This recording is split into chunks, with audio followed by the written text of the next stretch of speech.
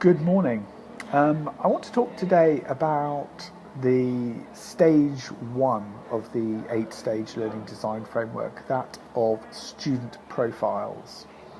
The notion of profiling students can worry some people, but we're not talking about detailed, invasive profiling of existing students.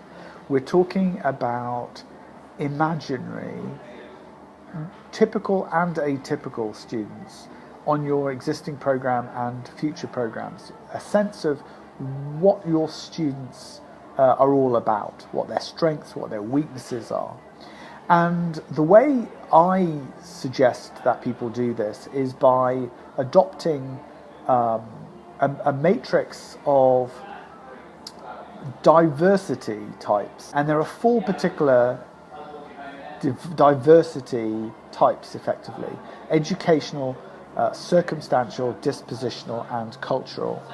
And there's a little bit more detail about that online, but essentially by addressing profiles of students using those 4 perspectives, you ensure that you end up with a program that is inclusive or consciously exclusive. So if it turns out that there are some students that just won't be able to do your program, usually because they need some educational prerequisite, that's the usual exclusionary factor, that's fine. You don't necessarily have to have an open access program, but you need to be conscious of what restrictions are in place. So using those 4 diversity filters, I think, really does help you design student profiles. Now, what I tend to do is to get huge bits of paper and do an outline drawing of someone, and then put in imaginary names, put imaginary ages, circumstantial, all of those 4 facets, so circumstantial, dispositional, educational, and cultural descriptions, and try and work out then how your program is likely to suit those kinds of students. So, for example, if you're designing a program for higher education access, you would expect your students to be non-native English speakers, for example. But you might find actually some are. Some are culturally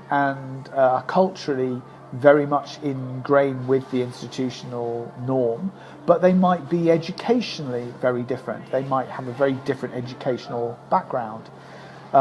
It might be that your program has English language as a core component to it, which then has to be tweaked or designed out and facilitated in some different way for students who are native English speakers. So it can be quite complicated once you start to drill down into who your students are going to be. What you don't do is make the assumption that your existing students, that there are more of your existing students out there and you'll just need to recruit the same. It's not the same marketing principle that the kind of customers you want, customers you've got.